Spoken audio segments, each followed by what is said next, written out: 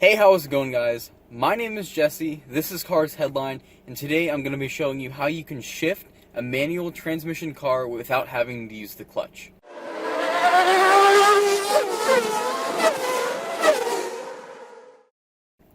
So before we get started with this, I just want to make it a little disclaimer here. I am in no way saying that you should go around shifting your manual car without using the clutch. Obviously the clutch is there for a reason. And when you do this, you can and probably will put more wear on your synchronizers. Now keep in mind that if you do this right, you're really not going to put any extra wear on anything. You're not going to make your transmission blow up like I've seen people say online. That's just not going to happen if you do it right. But if you don't, you could be grinding through the gears. You're going to put extra wear in the synchronizers. So like I said, I'm in no way saying that you should go around and shift your manual transmission car without using the clutch.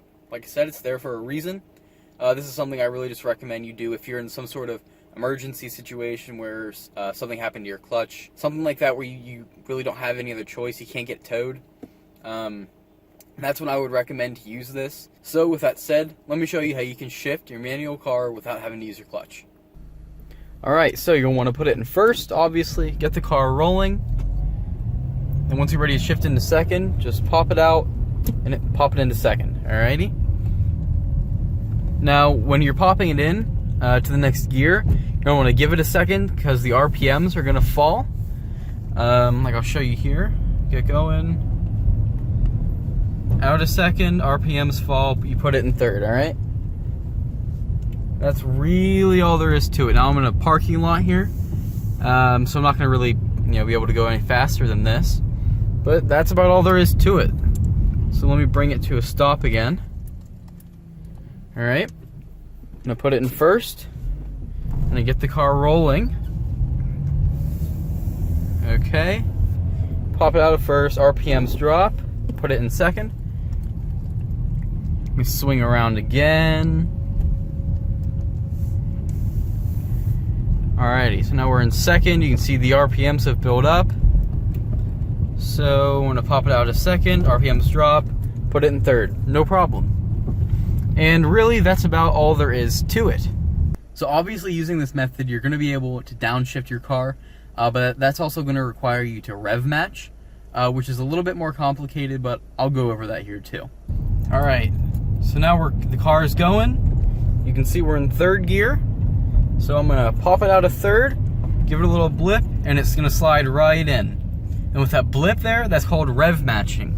And essentially what it's doing is when you're out of gear, you're in neutral, you're bringing the RPMs up to where it would shift into at the next gear.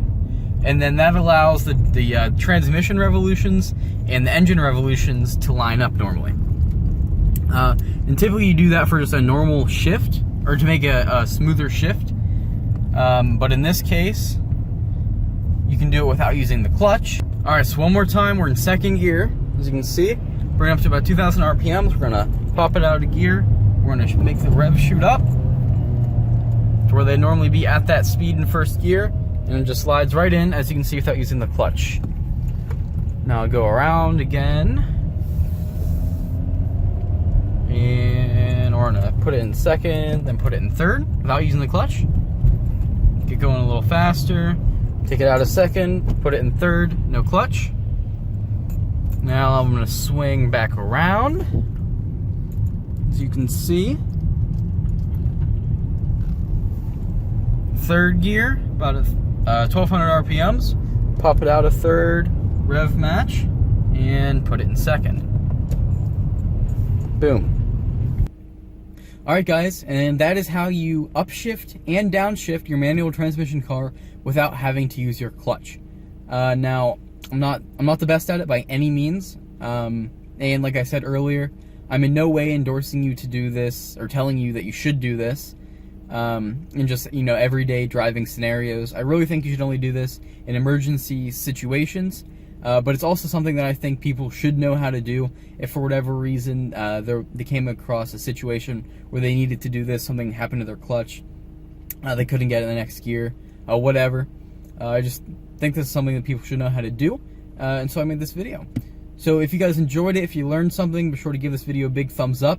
Hit that subscribe button for more great content like this. And if you have something that you feel that I missed, be sure to leave a comment down below. Let me know. I want to thank you for watching. Take care and have a great day.